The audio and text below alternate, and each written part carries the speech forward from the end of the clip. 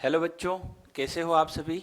उम्मीद है सभी बढ़िया होंगे। ठीक है, देखो कल हमने पहला क्वेश्चन बना लिया था लास्ट लेक्चर में, और प्रश्नावली 2.1 भी हमने कंप्लीट कर ली थी। ठीक है, तो आज की वीडियो में हम प्रश्नावली 2.2 जो है उसका पहला प्रश्न हमने पिछली वीडियो में देखा था। अब दूसरा प्रश्न आज हम इस वीडियो में देखने वाले हैं। ठीक है, तो जैसा मैं सिखाता हूं वैसा के वैसा एग्जाम में आपको लिखना है ना। अगर सारी स्टेप आप फॉलो करोगे तो हमारा टारगेट है कि आपको 100 में से 100 नंबर दिलाना, है ना। तो 100 में से 100 नंबर आपके बिल्कुल आ जाएंगे। क्लियर हुआ। चलो, तो प्रश्न नंबर दूसरा देखते हैं। सॉल्यूशन नंबर 2 क्या दिया है। 4s² -4s+1 बराबर 0। तो कल मैंने आपको सिखाया था कि ये हमें रफ कॉपी में क्या करना है। आखिरी में कितना लिखा है +1 और आगे कितना लिखा है 4। तो 4 का गुणा +1 में होगा तो 4 एकम कितना होगा 4।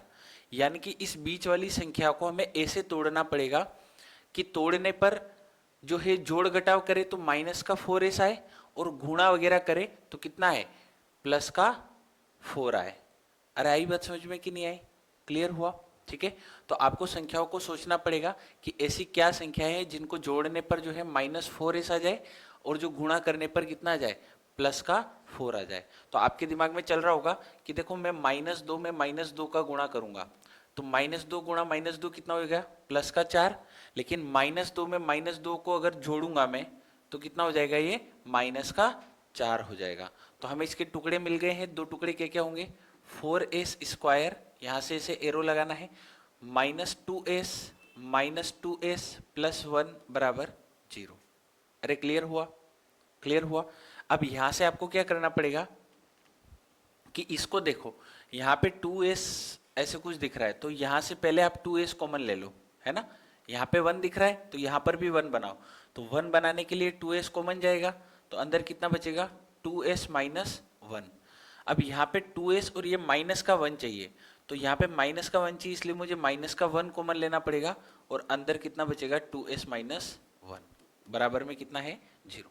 कॉमन इस प्रकार से लिया जाता है कि यहां पर और यहां पर सेम बने, यहां पर और यहां पर क्या बने सेम बने। ठीक है, तो इसके लिए हमने क्या किया कि कॉमन यहां से 2s लिया तो यहां पर कितना बचा 2s-1, और यहां से -1 कॉमन लिया, है ना। अगर यहां पे माइनस होता तो हम यहां पे +1 कॉमन ले लेते, है ना। अरे बात समझ में। तो इस प्रकार से हमने कॉमन लिया।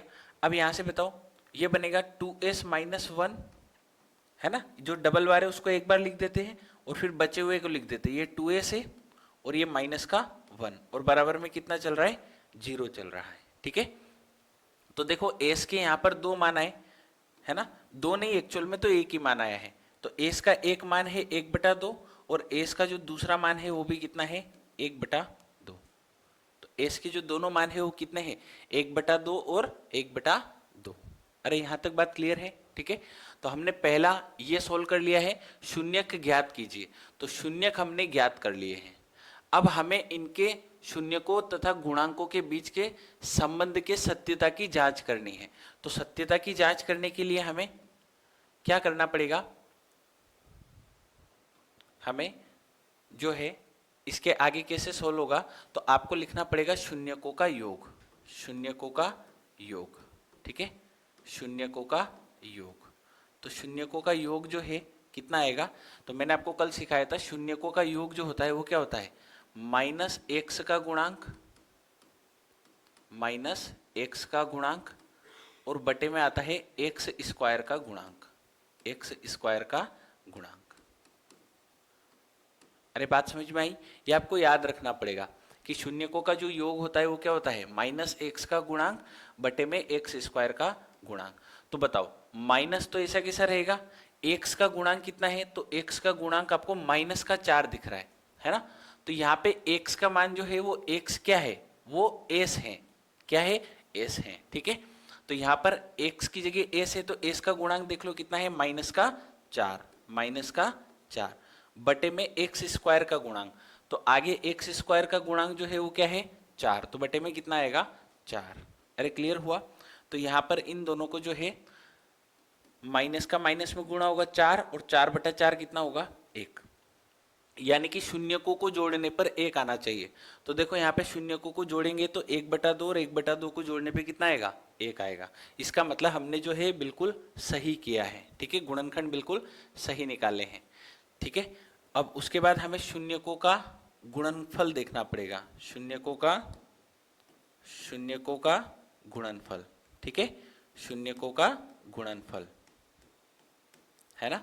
तो शून्यकों का गुणनफल क्या होता है, तो अचर पद बटे एक्स स्क्वायर का गुणांक, अचर पद बटे एक्स स्क्वायर का गुणांक। अरे आई बात समझ में। तो अचर पद क्या है, तो अचर पद देखो यहाँ पे क्या दिख रहा है इक्वेशन में, प्लस का 1 और बटे में गुणांक कितना है, एक्स स्क्वायर का कितना है 4, तो बटे में कितना आएगा 4। तो देखो आपके शून्यकों का गुणनफल जब हम करेंगे तो कितना आएगा, 1/2 गुणा 1/2, तो 1/4 ही हमारा आने वाला है। क्लियर हुआ। अरे यहां तक बात समझ में आई, ठीक है। तो ये हमारा पूरा कंप्लीट सॉल्यूशन हो चुका है, बना सकते हो, क्लियर है, ठीक है। चलो तो नोट डाउन कर लो अपनी कॉपी में, फिर हम आगे की तरफ बढ़ते हैं।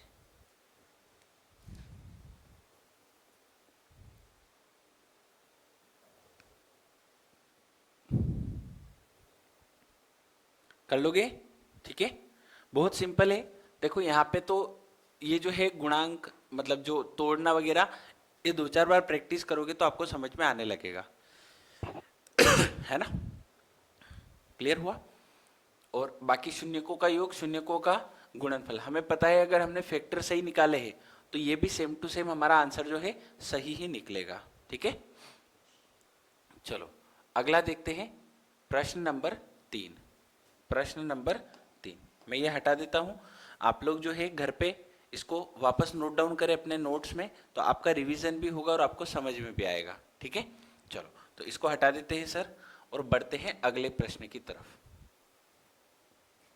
ये रहा आपका अगला प्रश्न। अगला प्रश्न क्या है, प्रश्न नंबर 3, प्रश्न नंबर जो है 3, ठीक है। देखो समीकरण क्या दी है, 6x² -3 -7x।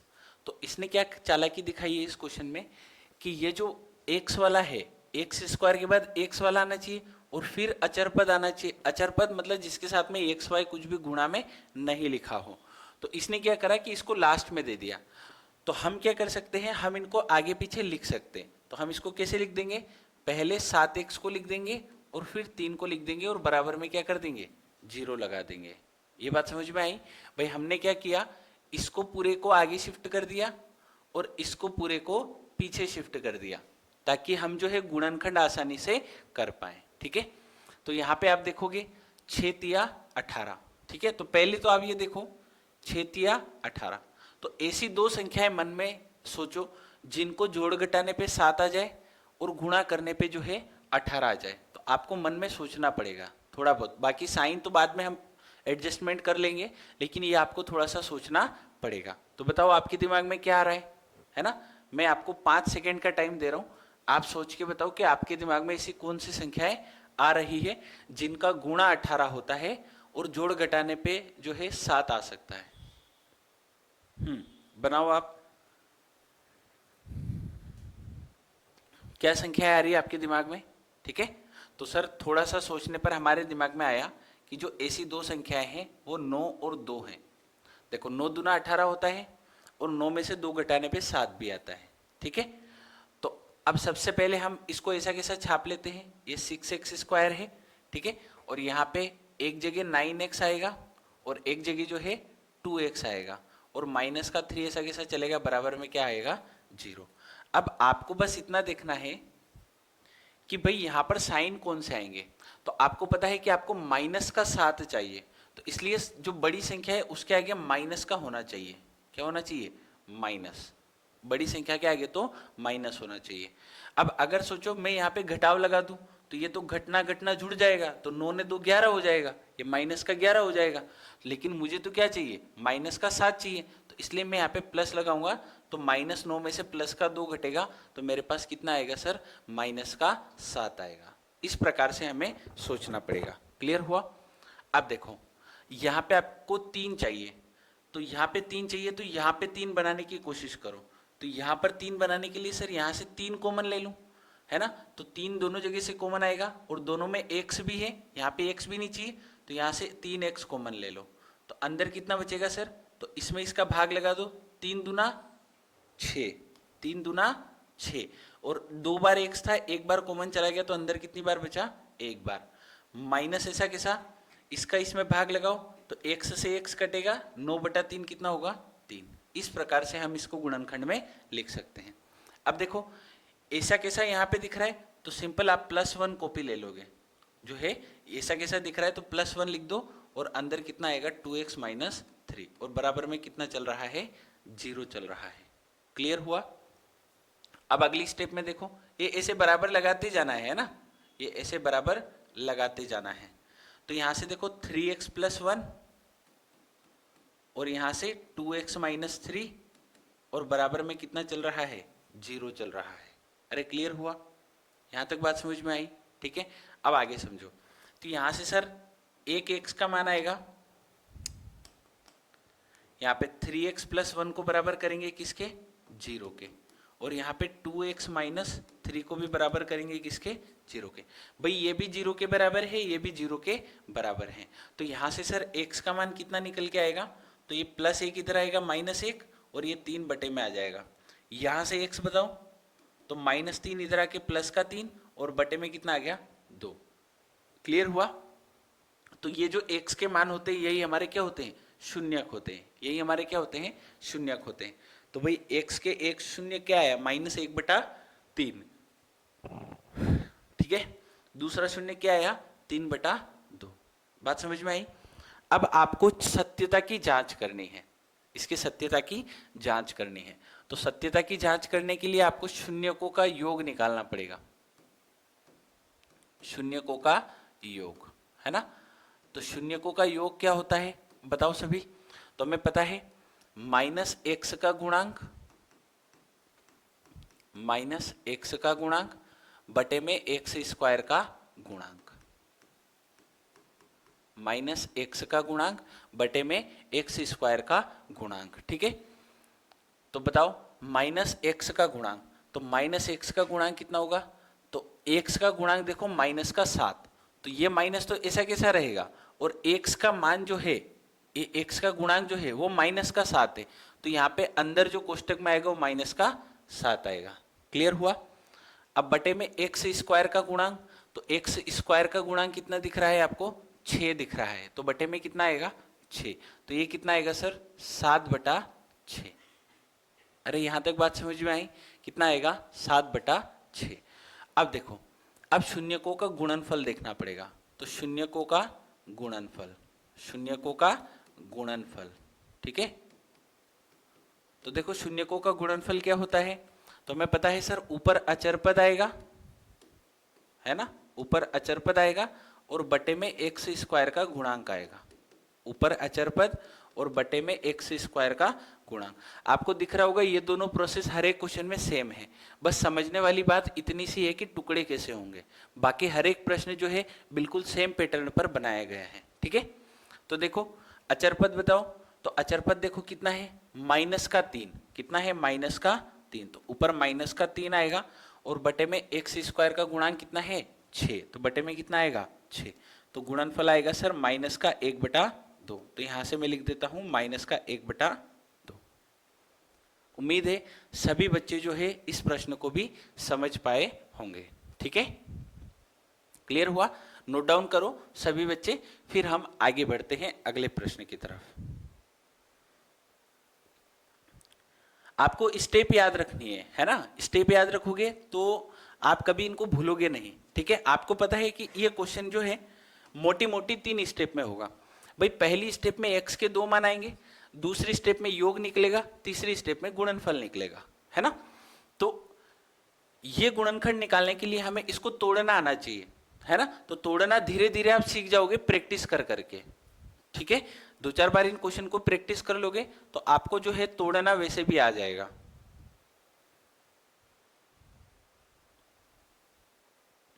कर लोगे।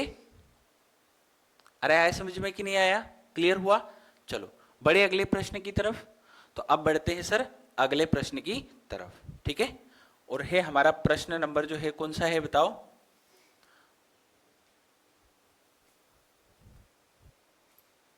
प्रश्न नंबर चौथा, ठीक है। प्रश्न नंबर 4 पर हम पहुंच चुके हैं और ये रहा हमारा प्रश्न नंबर चौथा, ठीक है। तो समझना इसको ध्यान से, ये उससे ज्यादा सरल है ना। प्रश्न नंबर चौथा जो है इसमें आपको टुकड़े करने की आवश्यकता ही नहीं पड़ेगी, इसलिए ये ज्यादा सरल है। देखने में आपको कठिन लग रहा है लेकिन ये जो है ज्यादा सरल है, ठीक है। देखो क्या लिखा है, 4u² प्लस 8u और बराबर में कुछ नहीं है तो बराबर में क्या लगा दो, 0 लगा दो। अरे क्लियर हुआ है ना। ये u लिखा हुआ है, ये आपको 4 जैसा दिख रहा होगा है ना, इसको मैं थोड़ा सही से लिख देता हूं u। 4u² प्लस 8u बराबर 0। आपको कुछ भी नहीं करना है, आपको ऐसे वाले प्रश्न में सीधा दोनों जगह से u कॉमन ले लेना है। सीधा दोनों जगह से क्या करना है, u कॉमन ले लेना है। अरे आई बात समझ में, ठीक है। और चाहो तो आप क्या कर सकते हो, u की जगह 4u कॉमन ले लो। कितना कॉमन ले लो, देखो 4 यहाँ पे भी है और 8 में भी 4 छुपा हुआ है, तो आप कितना कॉमन ले लो, 4u कॉमन ले लो, है ना। तो आपके लिए और ये प्रश्न जो है आसान बन जाएगा। तो आपने कितना कॉमन लिया सर, 4u। तो देखो अंदर कितना बचेगा, तो यहां से 4 बाहर आ गया और 1u बाहर आ गया, तो अंदर कितना बचे, यहाँ पे u बचा, प्लस 1u बाहर चला गया तो, और 8 में से 4 बाहर चला गया, तो 4 का भाग लगाना होता है, घटाना नहीं होता है। तो 4 का भाग 8 में लगा दो तो कितना बचेगा, 2, बराबर कितना है, 0। कहने का मतलब यहां से u कॉमन लिया तो यहाँ पे 1u बचा, और इस 4 में 4 का भाग लगा दो तो जो बचा हुआ है वो कोष्टक के अंदर है। यहाँ पे 8 में 4 का भाग लगा दो तो बचा हुआ है जो वो कोष्टक के अंदर होगा। क्लियर हुआ। बहुत बच्चे इनको घटा देते, तो घटाना नहीं है, भाग लगाना है ना। चलो तो यहां से आप सिंपल देखो, ये पूरा गुणा होगा 0 में तो 0 की तरफ चला जाएगा। तो यहां से आप बोल सकते हो कि एक तो 4u बराबर 0 होगा और एक u प्लस 2 बराबर 0 होगा। तो यहां से तो सर u का मान 0 के भाग में 4 जाएगा तो 0 ही आएगा, और यहां से u का मान कितना आएगा, -2 आएगा। तो इसके जो दो हमारे पास मूल आए हैं वो क्या क्या है, 0 और -2। इसके दो शून्यक है, 0 और -2। शून्यक का मतलब क्या होता है, ये बात भी मैं आपको एक्सप्लेन कर देता हूं। शून्य का मतलब ये होता है कि इस समीकरण में जैसे u का मान 0 है, तो अगर मैं समीकरण में u का मान 0 रख दूंगा तो यह समीकरण को शून्य बना देगा। शून्य का मतलब जो उस समीकरण को शून्य बना दे। आई बात समझ में कि नहीं आई। जैसे मैंने लिखा 4u² प्लस 8u, ये मैं समझाने के लिए लिख रहा हूं, इसको लिखना नहीं है। जैसे u का मैंने बोला आपको शून्य -2 है, तो u का मान -2 रखने पर ये पूरा 0 हो जाएगा। देखो ध्यान से, -2 यहां रखूंगा तो -2 का स्क्वायर 4 और 4 चौके 16 प्लस 8 इंटू u का मान -2 डालूंगा तो यहाँ पे देखो 16 और 8 दूनी 16, लेकिन माइनस का, तो देखो इसको शून्य बना दिया कि नहीं बना दिया। तो जो मान समीकरण को शून्य बना दे वही उसका शून्यक होता है। जो मान समीकरण को शून्य बना दे वही उसका शून्यक होता है। आई बात समझ में। तो भाई इसके दो शून्यक हैं, एक तो -2 और एक 0। देखो अगर यहाँ पे u का मान 0 रख दूंगा तो ये 0 हो जाएगा, ये भी 0 हो जाएगा, तो पूरी समीकरण कितनी हो जाएगी, 0। उम्मीद है सभी बच्चों को ये बात समझ में आई होगी। शून्य का मतलब भी आपको डिटेल में मैंने बता दिया है, ठीक है। अब आते हैं सर शून्यकों का योग निकालना। शून्यकों का योग, ठीक है। शून्यकों का योग, शून्यकों का योग। तो शून्यकों का योग हमें पता है, एक तो क्या होता है, -x का गुणांक बटे में x² का गुणांक। अच्छा बच्चे और क्या कर सकते, थोड़ा सा अगर आपको अच्छे नंबर चाहिए तो मैं यहाँ पे जैसे x से x ही हर बार लिख रहा हूं, तो जैसे आपकी समीकरण में u आ गया तो आप x को रिप्लेस कर दो u से। आपकी समीकरण में t आ गया तो आप यहाँ पे समीकरण को रिप्लेस कर दो t से, ठीक है। जहां x बोल रहा है वहां t लिख सकते हो, कोई दिक्कत नहीं है। तो बताओ माइनस तो ऐसा कैसा, और x का गुणांक देखो तो x मतलब u, x मतलब u, तो u का गुणांक देखो कितना है 8, लेकिन प्लस का है तो प्लस का ही रहने देंगे, ठीक है। और बटे में x² का गुणांक, x² मतलब u का स्क्वायर का गुणांक कितना है 4, तो बटे में कितना आएगा 4। तो यहां से सर काटने पे कितना आएगा ये माइनस का 2। और देखो शून्य को जोड़ने पर भी कितना आ रहा है माइनस का 2 आ रहा है। 0 में -2 जोड़ोगे तो -2 ही आएगा। ठीक है, इसी प्रकार शून्य का गुणनफल निकालो। शून्य का गुणनफल, शून्य का गुणनफल, तो इसका हमें पता है अचर पद बटे में कितना आता है एक्स स्क्वायर का गुणांक। अचर पद बटे एक्स स्क्वायर का गुणा। तो देखो यहाँ पे अचर पद है ही नहीं, तो है ही नहीं तो उसको हम 0 बोल देंगे। क्या बोल देंगे 0 बोल देंगे। अचर पद कितना है 0 है। ठीक है, और बटे में एक्स स्क्वायर का गुणांक हमें पता है कितना है 4, तो 0 में 4 का भाग लगेगा तो कितना आएगा 0। और यहाँ पर भी इनका जो गुणा है शून्यकों का गुणा, तो 0 में किसी संख्या का गुणा करते तो कितना आता है 0। तो ये हमने दोनों बातों को क्या कर दिया प्रूफ कर दिया। अरे क्लियर हुआ। ठीक है, तो इस प्रकार से हमें इसको सत्यता की जांच भी हमें करना है। ठीक है, चलो नोट डाउन करो। और अगला प्रश्न भी इसी प्रकार जो है हमारे पास बहुत इजी आने वाला है ना। बनाओ इसको पहले नोट डाउन कर लो अच्छे से, है ना, फिर हम आगे बढ़ते हैं।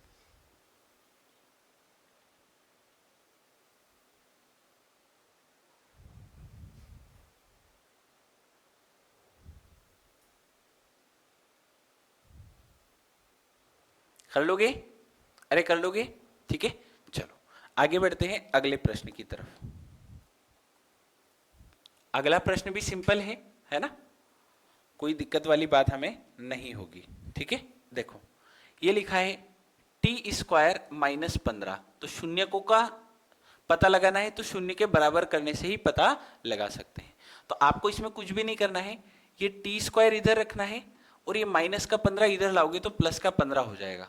पहला काम हमें बस ये करना है। दूसरा काम हमें ये करना है, ये एरो यहाँ पे लगाते रहना है आपको। ठीक है, टी जो है इधर से स्क्वायर हटेगा तो इधर क्या बनेगा रूट बनेगा, और इसका मान कितना आ जाएगा √15।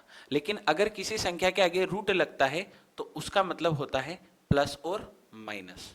इसका मतलब क्या होता है प्लस और माइनस। ठीक है, तो यहां से सर हमारे पास टी के दो मान आए। टी का मान एक तो आया है +√15 और एक टी का मान आया है सर माइनस का √15। क्योंकि देखो प्लस का √15 रखूंगा तो स्क्वायर भी प्लस आ जाएगा और दोनों 0 हो जाएंगे, और माइनस का रखूंगा तो स्क्वायर होगा तो वैसे भी प्लस का होगा और वापस क्या मान हो जाएगा 0 हमारे पास आएगा। तो टी के यहाँ पर दो मान आएंगे +-√15, +-√15। यहां तक बात समझ में आई? कोई भी संख्या के ऊपर रूट लगता है तो उसके आगे प्लस माइनस लग जाता है। ठीक है, चलो तो आगे समझते हैं। अब हमें पता है शून्यकों का योग निकालना है। शून्यकों का योग निकालना है तो सर शून्यकों का योग हमें पता है। मैं यहाँ पे टी वाला शब्द लिख देता हूं, ऊपर -x की जगह टी लिखेंगे तो -t का गुणांक लिखेंगे। यहाँ पे क्या लिखेंगे -t का गुणांक, और बटे में आएगा सर t² का गुणांक। मैंने x की जगह हर एक जगह क्या लिख दिया t लिख दिया है। ऐसा क्यों किया है? क्योंकि यहाँ पर t लिखा हुआ है। ठीक है, तो देखो माइनस तो ऐसा कैसा, अब t का गुणांक, तो यहाँ पे t तो दिख ही नहीं रहा है, तो इसका मतलब उसका गुणांक जो होगा वो 0 होगा। उसका गुणांक जो होगा वो कितना होगा 0 होगा। और बटे में t² का गुणांक कितना है 1, तो 0 के आगे प्लस माइनस लगाने से कोई फर्क नहीं पड़ता है, 0 मतलब 0 ही होता है। तो इसका जो आंसर आएगा वो कितना आएगा 0।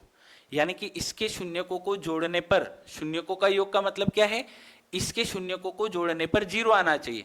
तो जब आप इनको जोड़ोगे तो प्लस की संख्या माइनस की संख्या से कट जाएगी, और कट जाएगी मतलब आपके पास क्या बचा 0 बचा, और हमारे पास भी क्या आ रहा है 0 आ रहा है। क्लियर हुआ? चलो अब आगे समझते हैं शून्यकों का गुणनफल। ठीक है, शून्यकों का गुणनफल, शून्यकों का गुणनफल। ठीक है, तो सर शून्यकों का जो गुणनफल होगा वो क्या होगा, अचरपद बटे t² का गुणांक। अचरपद बटे t² का गुणांक, अचरपद बटे t² का गुणांक। क्लियर हुआ? तो यहां पे देखो आपके पास जो अचरपद है वो तो है कितना है -15। तो यहां पे मैं लिख दूं -15 बटे बताओ टी स्क्वायर का गुणांक बताओ, तो टी स्क्वायर का जो गुणांक है वो कितना है 1, तो बराबर में कितना आएगा माइनस का 15। और देखो इसके शून्यकों को जब हम गुणा करेंगे तो हमारे पास माइनस का 15 ही आने वाला है। मैं यहाँ पे करके बता देता हूँ, आपको लिखना नहीं इस बात को, मैं बस समझाने के लिए लिख रहा हूँ, ठीक है। देखो प्लस का रूट 15 इंटू माइनस का रूट 15 होगा, माइनस का रूट 15 होगा, तो सेम संख्या रूट में होती है तो वो तो बाहर निकल जाती है, और प्लस का गुणा माइनस में होगा तो कितना आएगा माइनस। तो शून्यकों का गुणा आपको दिख रहा है माइनस का 15 आया है, और हमारे यहाँ पर भी कितना दिख रहा है माइनस का 15, ठीक है। उम्मीद है आपको ये सारी बातें समझ में आई होगी। अरे बना लोगे, क्लियर हुआ, ठीक है। बस ये दो क्वेश्चन जो है इनमें ध्यान रखना है आपको। इसमें क्या है, अचर पद दिया है और यू टी वाला मान गायब है, और उस वाले में क्या था, अचर पद गायब था, ठीक है। और एक जो होगा उसमें अचर पद भी देगा, टी भी देगा, यू भी देगा, सब दे देगा, है ना। बना लोगे, चलो स्क्रीनशॉट लेते जाना है साथ के साथ, ताकि आपको जो है फायदा मिलता जाए, है ना। मैं आपको प्रॉपर नोट्स बनवा रहा हूं, जैसा आपको एग्जाम में लिखना है वैसा मैं यहाँ पे आपको छाप के दे रहा हूं, ठीक है। चलो बनाए अगला, बढ़ते हैं आगे अगले प्रश्न की तरफ, है ना। और ये इस प्रश्नावली का जो है अंतिम प्रश्न है, आखिरी प्रश्न है, तो बड़े ध्यान से समझना है। सॉल्यूशन नंबर 6, सॉल्यूशन नंबर 6, ठीक है। क्या बोला है, 3x square minus x minus 4 बराबर में हम क्या मानेंगे 0। दिमाग लगाओ, क्या ऐसी संख्या है जिसको गुणा करने पर जो है 3 का गुणा -4 में होगा तो माइनस का 12 आएगा। तो बताओ ऐसी दो संख्याएं जिनको जोड़ घटाने पे तो माइनस का 1 आ जाए और गुणा करने पे माइनस का 12 आ जाए। जोड़ घटाने पे माइनस का 1 आ जाए और गुणा करने पे माइनस का 12 आ जाए। तो आप बस माइनस माइनस भूल जाओ, अभी जोड़ घटाओ में 12 चाहिए न घटाने पे 1 चाहिए। तो आप बताओ, तो आप बोलोगे सर 4 और 3, दो संख्या ऐसी है 4 और 3 जिनका अंतर 1 है, अंतर कितना है 1 है, और गुणा कितना है 12, ठीक है। तो आप सबसे पहले क्या करोगे, इसको ऐसा कैसा लिखोगे 3x स्क्वायर, और एक जगह प्लस का 4x लिख देना, एक जगह प्लस का 4x लिख देना, और एक जगह प्लस का 3x लिख देना, है ना। अभी बीच में प्लस माइनस हम नहीं लगा रहे हैं, ठीक है। मैं इसको थोड़ा सा आगे ही लिख देता हूं, एक जगह मैंने 3x लिखा और एक जगह 4x लिखा, और बराबर में माइनस का 4 चल रहा है बराबर 0। बस इस x को तोड़ के ये लिखा है। अब साइन क्या आएगा आप बताओ, मुझे यहाँ पे माइनस का x चाहिए तो बड़ी संख्या क्या आएगी माइनस लगेगा, है ना। और मुझे इनको घटाना है तो घटाने के लिए एक माइनस तो दूसरा क्या होना चाहिए प्लस का होना चाहिए। अरे आई बात समझ में, क्लियर हुआ, ठीक है। तो इस प्रकार से हम इनके टुकड़े बड़ी आसानी से कर सकते हैं, ठीक है। चलो तो ये तो रफ वर्क में करना है, ये सारा दिमाग कहाँ लगाना है रफ वर्क में। बाकी जो है 10th 12th ये एग्जाम जो होती है इसमें जो क्वेश्चन एग्जाम में आता है वही बुक में होता है, तो आपको ज्यादा सोचने की जरूरत नहीं है, आपको इनको ही प्रैक्टिस कर लेनी है। तो आपको याद हो जाएगा कि भाई इसके टुकड़े जो है 3 और 4 होंगे, 7 के टुकड़े जो थे 9 और 2 थे, ऐसे याद हो जाएंगे, ठीक है। बाकी प्लस माइनस कैसे सेट करना है वो मैं आपको यहाँ पे सिखा रहा हूँ। तो यहाँ से आप क्या करोगे, यहाँ से आप 3x कॉमन ले लोगे, कितना कॉमन ले लोगे 3x, तो अंदर कितना बचेगा 3x गया, तो यहाँ पे अंदर कितना बचेगा सर 3 तो बाहर आ गया, 2x में से 1x बाहर आ गया, तो अंदर यहाँ पे x बचा, और ये 3x पूरा ही चला गया बाहर, तो अंदर +1 बच गया बस। अरे क्लियर हुआ, साइन जो यहां रहता है वही यहां आता है। अब यहां पे देखो माइनस का 4 कॉमन ले लो, माइनस का 4 कॉमन ले लो, तो माइनस का 4 कॉमन लूंगा तो -4 का भाग इसमें लगाओ, तो देखो ये -4x में मैं माइनस का 4 का भाग लगाऊंगा तो माइनस से माइनस कटेगा, 4 से 4 कटेगा, तो यहाँ पे कितना बचेगा x, और यहां से -4 कॉमन ले लूंगा तो -4 में -4 का जो कॉमन लिया है उसमें इसका भाग लगाओ तो कितना आएगा 1, लेकिन प्लस का आएगा तो यहाँ पे प्लस का 1 बचेगा, और बराबर में कितना है 0। अरे क्लियर हुआ, ये बात समझ में आई कि नहीं आई, आया समझ में, सिंपल समझ सकते हो। अगर यहाँ पे माइनस की वैल्यू कॉमन ली गई है तो कोष्टक के अंदर सब साइन चेंज हो जाएंगे। देखो कोष्टक के अंदर ये माइनस का था तो ये प्लस का हो गया, ये माइनस का था तो ये प्लस का हो गया, लेकिन अगर हम यहाँ पर प्लस का कॉमन लेते हैं तो अंदर माइनस वाली वैल्यू नहीं बचती है, अंदर जैसा साइन पहले था वैसा ही रहता है। चिन्ह कब पलटते हैं जब माइनस कॉमन ले लिया जाए, ठीक है, चलो तो बस इसको सिंपल करके लिख दो, 3x माइनस 4 और x प्लस 1 बराबर क्या होगा 0। क्लियर हुआ? तो यहां से सर दो भाग होंगे, एक 3x माइनस 4 बराबर 0 होगा और एक x प्लस 1 बराबर क्या होगा 0। तो यहां से x का मान -4 इधर आएगा तो प्लस का 4 और बटे में कितना है 3। यहां से x का मान बताओ, तो +1 इधर आएगा तो किसका होगा सर -1 होगा। अरे बात समझ में आई? ठीक है, अब हमें निकालना है इनके सत्यता की जांच। ठीक है, तो सत्यता की जांच के लिए मैं पहले निकालूंगा शून्यकों का योग, शून्यकों का योग, शून्यकों का योग। ठीक है, तो हमें पता है कि यहां पर x है तो कोई दिक्कत ही नहीं है, ऊपर आएगा सर -x का गुणांक, -x का गुणांक और बटे में आएगा x² का गुणांक, -x का गुणांक बटे में x² का गुणांक। ठीक है, तो बताओ -x, तो माइनस तो ये रहेगा, अब x के आगे क्या है देखो, तो x के आगे कुछ नहीं है तो 1 है, क्योंकि 1 का गुणा x में होगा तो 1 से आता है, तो x के आगे आपको -1 दिख रहा होगा, तो अंदर आएगा -1 बटे में x² का गुणांक आपको कितना दिख रहा है 3, तो यहाँ पे बटे में कितना आएगा 3। अरे क्लियर हुआ? तो बस माइनस का गुणा माइनस में होगा तो प्लस हो जाएगा और ऊपर 1 बटे में 3, तो शून्यकों का योग कितना आया है 1/3। क्लियर हुआ? इसी प्रकार हमें शून्यकों का गुणनफल देखना पड़ेगा, शून्यकों का गुणनफल, शून्यकों का गुणनफल। ठीक है, तो इसका क्या होता है हमें पता है, अचर पद बटे में x² का गुणांक, अचर पद बटे में x² का गुणांक। ठीक है, तो अचर पद बताओ, तो यहाँ पे अचर पद दिख रहा है -4, तो ऊपर आएगा -4 बटे में x² का गुणांक कितना दिख रहा है 3, बटे में कितना आएगा 3, तो यहाँ पे गुणा करने पे कितना आएगा -4/3। देख सकते हो -1 का गुणा इसमें करूंगा तो जो दोनों का गुणनफल है वो कितना आएगा -4/3। इसी प्रकार हमने इस बात को क्या किया, सिद्ध कर दिया। ठीक है, नोट डाउन करो, फिर हम आगे बढ़ते हैं।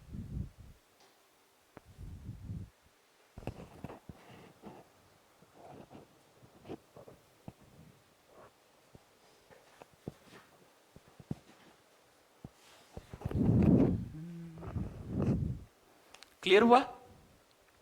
अरे बड़े आगे, तो ये हमारी प्रश्नावली 2.1 जो है पूरी तरह से हमने फिनिश कर दी है ना। तो अब हम अभी फिनिश नहीं हुए, प्रश्न नंबर 1 में जितने भी क्वेश्चन थे वो सारे फिनिश किए, अभी हमें प्रश्न नंबर 2 करना बाकी है। ठीक है, तो आते हैं जल्दी से प्रश्न नंबर 2 पर, और इसमें कितने सवाल हैं 6 सवाल हैं, तो अभी हमें ये 6 सवाल और करने बाकी हैं। ठीक है, चलो तो शुरू करते हैं पहले प्रश्न से। कैसे बनाएंगे, देखो क्वेश्चन पढ़ो पहले, एक द्विघात बहुपद ज्ञात कीजिए जिसके शून्यकों के योग तथा गुणनफल क्रमशः दी गई संख्याएं हैं। ठीक है, एक द्विघात बहुपद ज्ञात करना है, यानी कि एक आपको जो है समीकरण ज्ञात करनी है। ठीक है, जिसके शून्यकों के योग और गुणनफल जो है आपको क्वेश्चन ने दिए हैं। ठीक है, तो किस प्रकार से करेंगे ध्यान से देखना। हम मानेंगे कि माना समीकरण के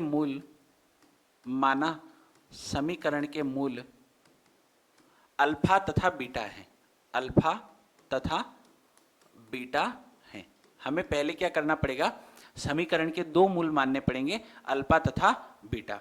2 मूल ही क्यों मानने पड़ेंगे, क्योंकि द्विघात नाम से ही पता चल रहा है, जिसकी घात 2 होती है, तो घात जितनी होती है उतने ही समीकरण के मूल भी होते हैं। ठीक है, तो इस समीकरण के कितने मूल हो गए, अल्फा और बीटा। ठीक है, अब देखो प्रश्नानुसार,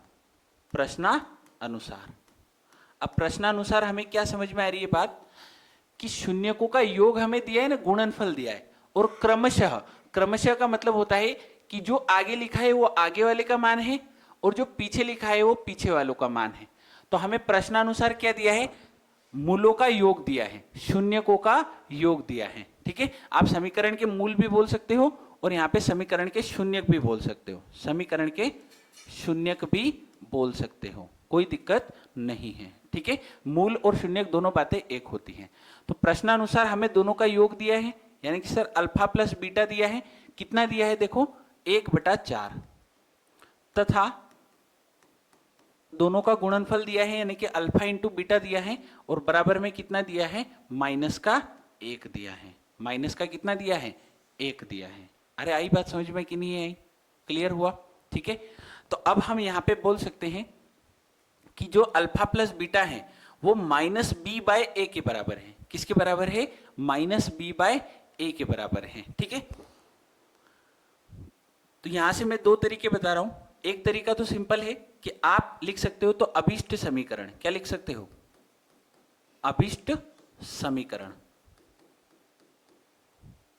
अभिष्ट समीकरण, अभिष्ट समीकरण क्या होगी?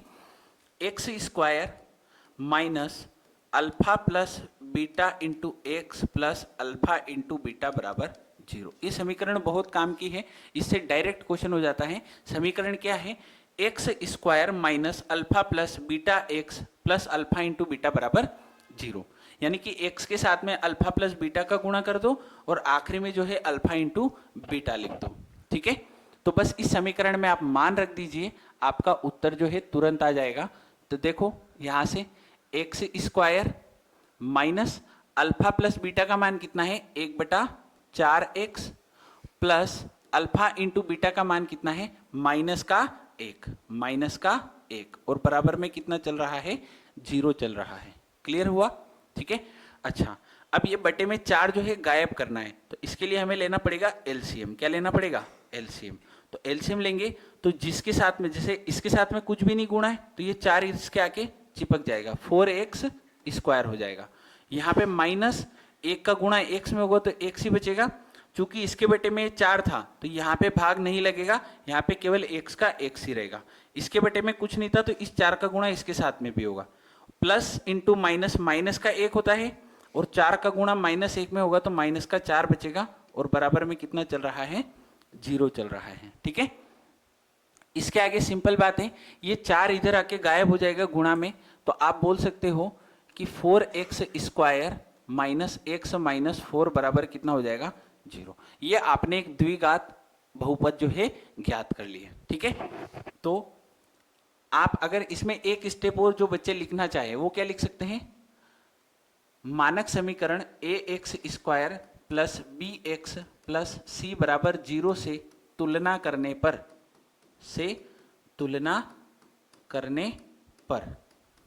तो इससे तुलना करेंगे तो a की जगह आपको क्या दिख रहा है? 4 दिख रहा है, तो a बराबर कितना हो जाएगा? 4।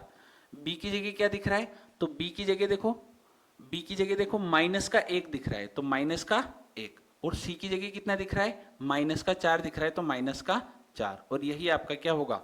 उत्तर होगा। उम्मीद है सभी बच्चे इस प्रश्न को समझ पाए होंगे। ठीक है, मैंने क्या किया, सिंपल बात समझाता हूं। स्टेप कैसे याद रखोगे? आपने समीकरण के शून्य अल्फा बीटा माने। ठीक है, क्वेश्चन ने आपको अल्फा प्लस बीटा का मान 1/4 दिया है और अल्फा इंटू बीटा का मान -1 दिया है, ये क्वेश्चन ने दिया है। अब आप समीकरण निकाल सकते हो। x² minus alpha plus beta x plus alpha into beta बराबर क्या होता है? 0। ये समीकरण मानक समीकरण कहलाती है। अब यहां से हमने मान रखा, बस अल्फा प्लस बीटा का मान रखा यहाँ पर और अल्फा इंटू बीटा का मान रखा यहाँ पर और फिर ले लिया एलसीएम। तो एलसीएम में क्या करते हैं? इसके बटे में कुछ नहीं है तो 1 है, तो 4 का भाग 1 में लगेगा तो 4 ही आएगा और उस 4 का ऊपर कर दो गुणा, तो ये हो गया 4x²। इस 4 का भाग इस 4 में लगेगा तो कितना आएगा? 1। और इस 1 का ऊपर गुणा करेंगे तो 1 का गुणा करने से कोई फर्क नहीं पड़ता है, तो वो वैसा के वैसा आ गया -x। फिर इस 4 का भाग इस 1 में लगा तो कितना आया? इसके बटे में भी कुछ नहीं है तो 1 है, तो 4 का भाग 1 में लगा तो कितना आया? 4। और उस 4 का ऊपर गुणा किया तो माइनस का कितना हो गया? 4। ये प्लस कहाँ गया? इस प्लस का इस माइनस में गुणा हुआ तो ये माइनस आ गया। ठीक है, और बाद में इस 4 को भेज दिया 0 की तरफ, तो हमारे पास समीकरण क्या बनी? ये वाली। तो इसको इस समीकरण से तुलना किया तो हमें दिख रहा है a का मान, फिर b का मान और फिर c का मान। ठीक है, एक सॉल्यूशन तो ये हो गया जो ऐसा के ऐसा आप एग्जाम में छाप सकते हो। ठीक है, इस प्रश्न की मैं आपको 2 सॉल्यूशन बताऊंगा, जो आपको ठीक लगे एग्जाम में आप वैसे कर सकते हो, है ना? अरे क्लियर हुआ? कर लोगे इसको? ठीक है, एक और सॉल्यूशन मैं आपको बताता हूं। ठीक है, एक और सॉल्यूशन में आपको पूरा चेंज है थोड़ा सा, लेकिन मैं फिर भी आपको बता देता हूं, ठीक है। सॉल्यूशन नंबर इसी प्रश्न का, अभी हम पहला ही प्रश्न कर रहे हैं और उसी प्रश्न की मैं आपको दो सॉल्यूशन बता रहा हूं। एक सॉल्यूशन तो मैंने अभी आपको बताया, अब दूसरा सॉल्यूशन, ठीक है। दूसरा सॉल्यूशन ये कहता है प्रश्नानुसार, डायरेक्ट लिखो प्रश्नानुसार, प्रश्नानुसार। अब प्रश्नानुसार लिखने के बाद आपको क्या बोला है, शून्यकों का योग पता है, शून्यकों का योग, शून्यकों का योग। और शून्यकों का योग कितना होता है सर, माइनस बी बाय ए होता है। कितना होता है, माइनस बी बाय ए होता है, ठीक है। तो आपको देखो यहां से देखो बी का मान आपको दिया है ना, बी का मान दिया है क्या, नहीं दिया है ना। तो यहां से भी आप इतना ही रखोगे, माइनस बी बाय ए। और शून्यकों का गुणनफल कितना होता है, तो शून्यकों का गुणनफल होता है सर, शून्यकों का गुणनफल तो ये होता है सी बाय ए। कितना होता है, सी बाय ए। ये आपको याद रखना है। शून्यकों का योग क्या होता है, शून्यकों का गुणनफल क्या होता है, योग क्या होता है माइनस बी बाय ए और गुणनफल क्या होता है सी बाय ए। इस बात को याद रखोगे, ये वही बात लिखी गई है इस समीकरण में। आप ध्यान से देखोगे, मैं यहां पे एक समीकरण लिख रहा हूं, ठीक है। माइनस ऐसा कैसा, ये x का गुणांक b है तो मैंने x का गुणांक b लिखा है, और बटे में एक्स स्क्वायर का गुणांक आता है तो एक्स स्क्वायर का गुणांक कितना हो गया a। अचर पद बटे में एक्स स्क्वायर का गुणांक ये, तो मैंने उसको शॉर्टकट में लिख दिया है ना, नहीं तो हमें पूरा पूरा लिखना पड़ता। माइनस एक्स का गुणांक बटे एक्स स्क्वायर का गुणांक, फिर यहां लिखते अचर पद बटे एक्स स्क्वायर का गुणांक। तो मन में ये याद रखो समीकरण, ए बी सी क्या है, ए क्या है एक्स स्क्वायर का गुणांक, बी क्या है एक्स का गुणांक, सी क्या है अचर पद, ठीक है। तो हमने यहां से डायरेक्ट लिखा है कि शून्यकों का जो योग है वो माइनस बी बाय ए है और शून्यकों का गुणनफल सी बाय ए है। अब प्रश्न ने हमें शून्यकों का योग दिया है कितना, 1/4, तो इसको मैं बराबर कर दूं 1/4 के, और गुणनफल कितना दिया है माइनस का 1, तो बराबर में कितना लिख दूं माइनस का 1, बटे में इसके कुछ नहीं है तो इसलिए कितना लिख दो 1। अरे क्लियर हुआ। अब देखो a यहां पर कितना है 4 और a यहां पर कितना है 1, तो यहां पर हम बोलेंगे हर समान करने पर, ठीक है।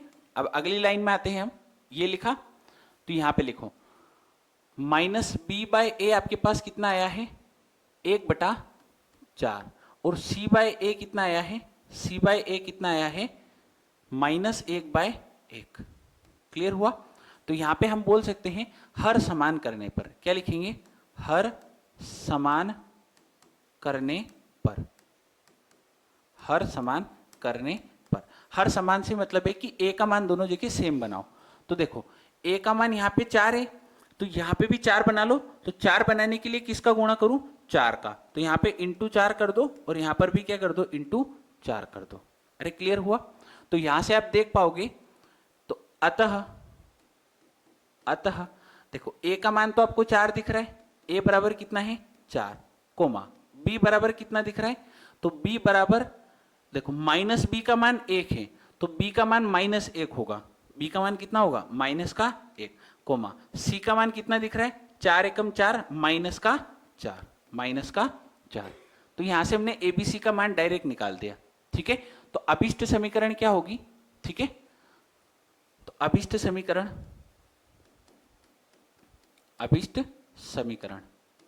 तो अभिष्ट समीकरण क्या होती है, x square plus b x plus c बराबर 0। तो a का मान आपके पास 4 आया है तो 4 रख दो, 4x²। b का मान कितना आया है -x, तो ये माइनस का 1 रख दिया, तो 1 का गुणा x में होगा तो x ही रहेगा, और c का मान -4 तो ये -4 रख दिया, बराबर में कितना है 0। पहले भी यही आया था, अब भी यही आया, लेकिन दोनों का तरीका बिल्कुल चेंज है। इसका सॉल्यूशन थोड़ा सा छोटा है पिछले वाले से, ठीक है। दोनों के आपको पूरे नंबर मिलेंगे, कोई दिक्कत वाली बात नहीं है। जिस बच्चे को जो सॉल्यूशन पसंद आता है वो बच्चा वो सॉल्यूशन को फॉलो करेगा।